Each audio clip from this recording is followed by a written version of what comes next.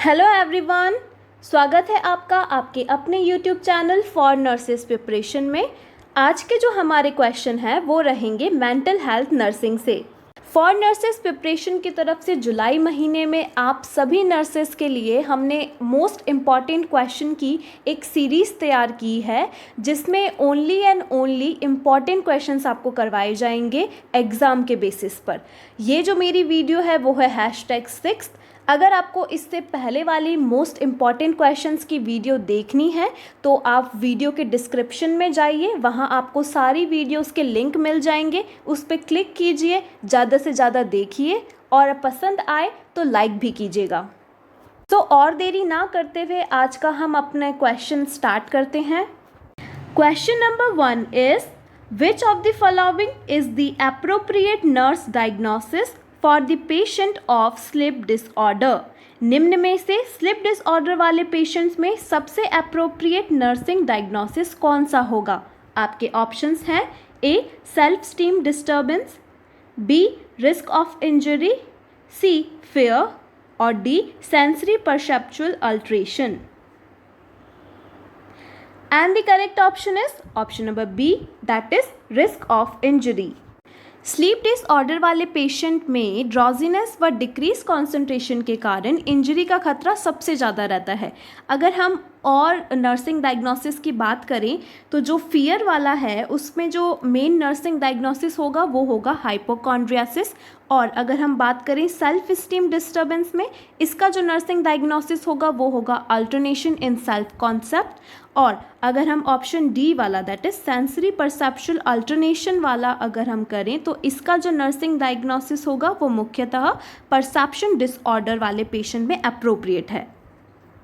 Next question आपके लिए है which of the following group in which pain disorders like headache and musculoskeletal pain etcetera are mostly scene.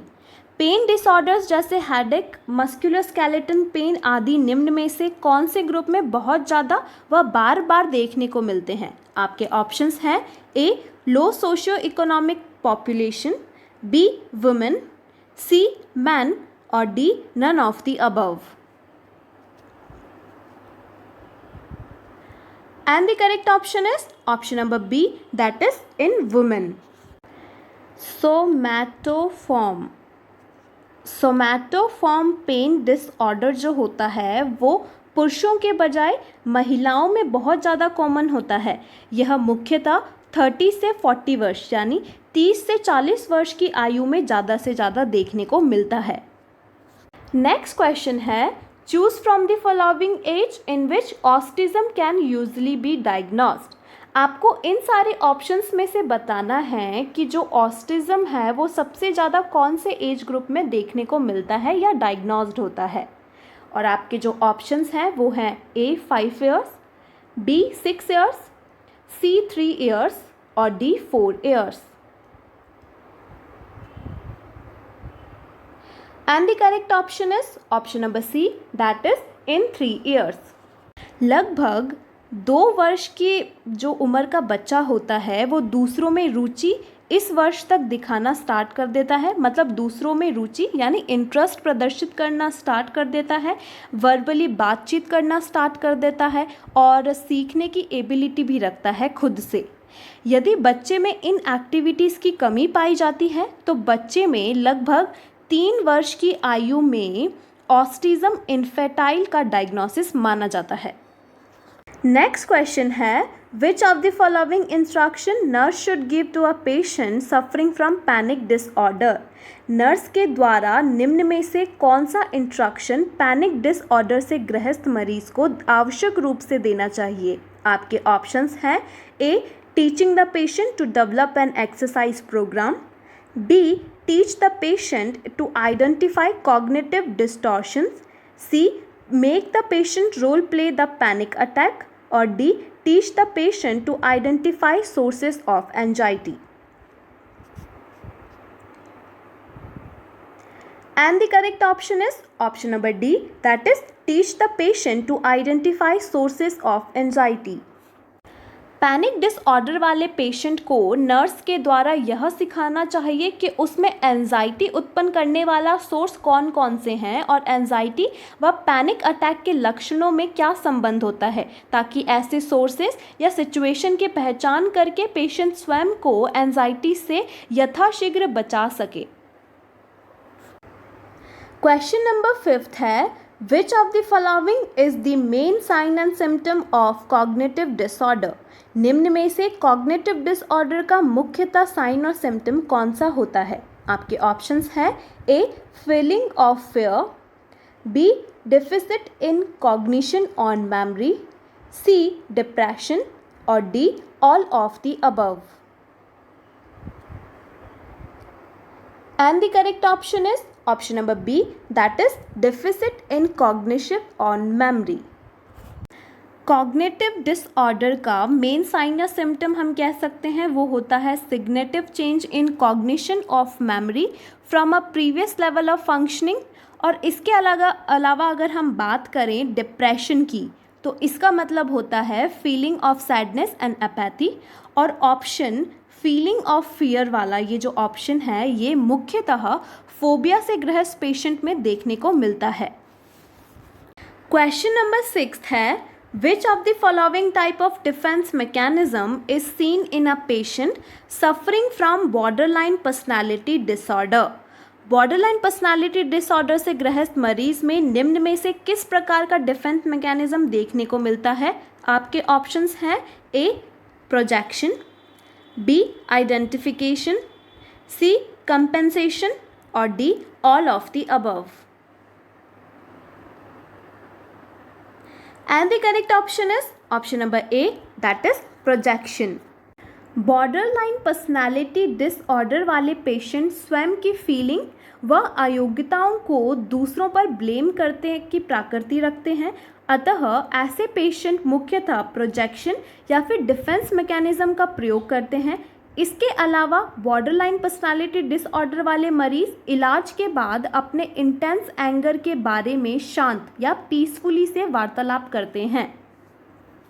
Question number 7 है, a nurse while doing assessment of mentally ill patient finds out that patient is mistrustful and hostile. Which of the following type of personality disorder this sign and symptom is related with? एक nurse एक mentally ill patient का assessment कर रही है और assessment के दौरान वह पेशेंट में मिसट्रस्टफुल और हॉस्टाइल मतलब विरोध जैसा बिहेवियर नोट करती है। नर्स के अनुसार यह साइन सिम्टम निम्न में से किस प्रकार की पर्सनालिटी डिसऑर्डर के होते हैं? आपके ऑप्शंस हैं A borderline personality disorder, B avoidant personality disorder, C paranoid personality disorder और D anti social personality disorder.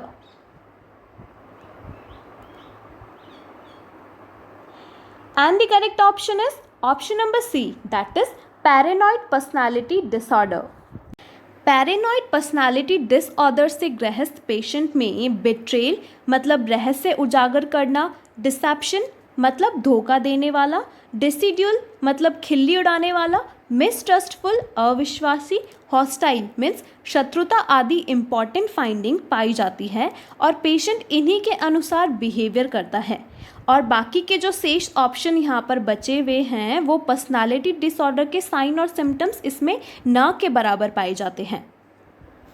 Question number 8 है, Which of the following type of hallucination is mostly seen in a patient suffering from schizophrenia? सीजोफेनेरिया से ग्रस्त patient में निम्न में से सबसे ज़्यादा पाए जाने वाला हेलोसिनेशन कौन सा होता है? आपके ऑप्शंस हैं टच मतलब स्पर्श, हियरिंग सुनना, विजन दृष्टि और none of the above.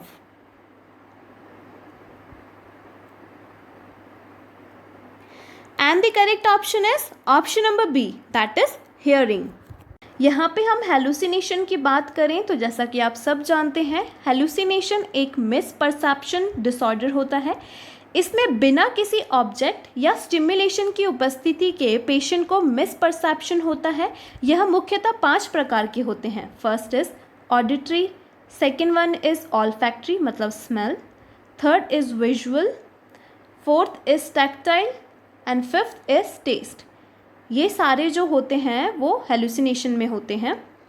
Hallucination के सबसे ज़्यादा सिजोफ्रेनिया से ग्रस्त पेशेंट में ऑडिटरी हेलुसिनेशन पाया जाता है।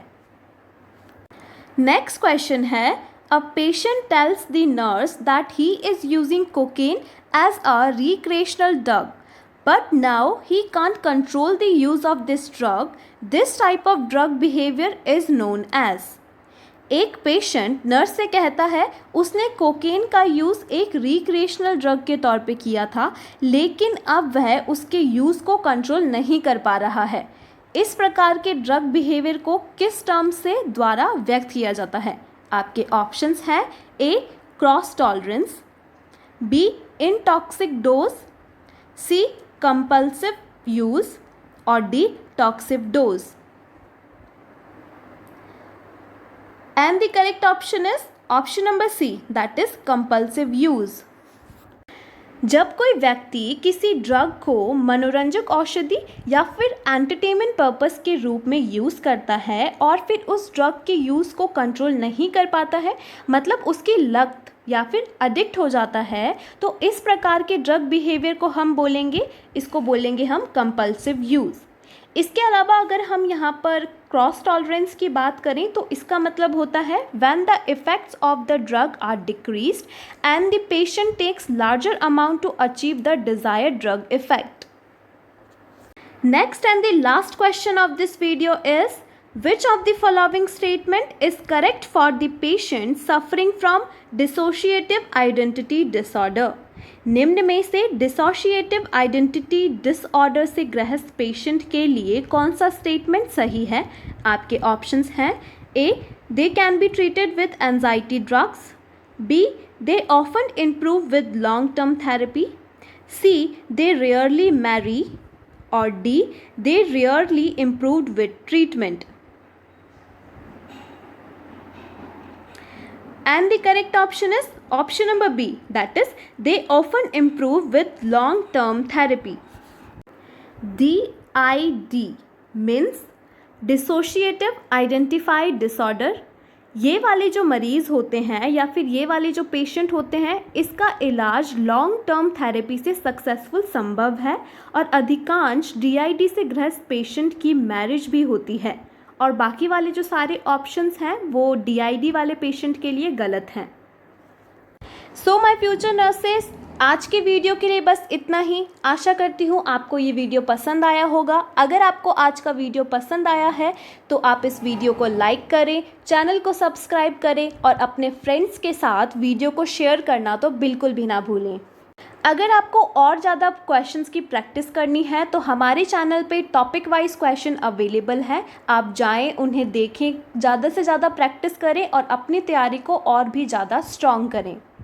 और लास्ट में आप हमारे इंस्टाग्राम चैनल पर भी जुड़ सकते हैं, वहाँ पे हम आपको प्रोवाइड कराते हैं डेली क्विजेस, जिससे आप इंटरेस्टिंग वे में बहुत ही ज़्यादा नॉलेज गेन कर सकते हैं। So at last, together with keep learning, keep supporting for nurses preparation. I'll see you tomorrow.